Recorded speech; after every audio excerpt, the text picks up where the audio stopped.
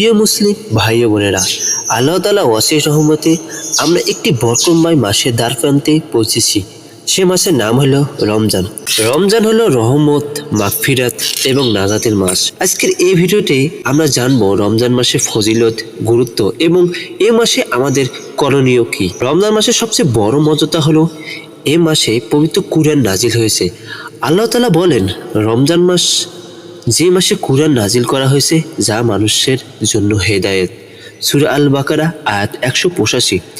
এই কুরআন আমাদের জীবনের পথ নির্দেশিকা। রমজান মাসে কুরআন তেলাওয়াত করলে বহু গুণ সওয়াব বৃদ্ধি পায়।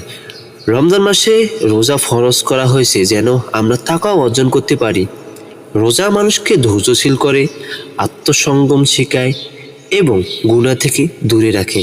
রাসূলুল্লাহ সাল্লাল্লাহু আলাইহি সাল্লাম বলেছেন, রোজা ঢাল স্বরূপ যা মানুষকে জাহান্নাম থেকে রক্ষা করে। রমজান শুরু হলে জান্নাতের দরজা খুলে যায়, জাহান্নামের দরজা বন্ধ করা হয়, শয়তানকে শিকলবদ্ধ করা হয়। এটি আল্লাহ তাআলার পক্ষ থেকে বান্দার জন্য এক বড় সুযোগ। রমজান মাসে রয়েছে এক মহিমণ্ডিত রাত, সেটি হলো লাইলাতুল কদর।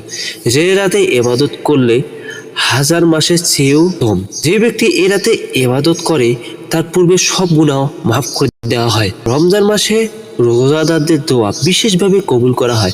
ইফতারের আগে বিশেষ করে আল্লাহ তাআলা ফিরিয়ে দেন না। রমজান মাস সে নিজেকে বদলানোর মাস।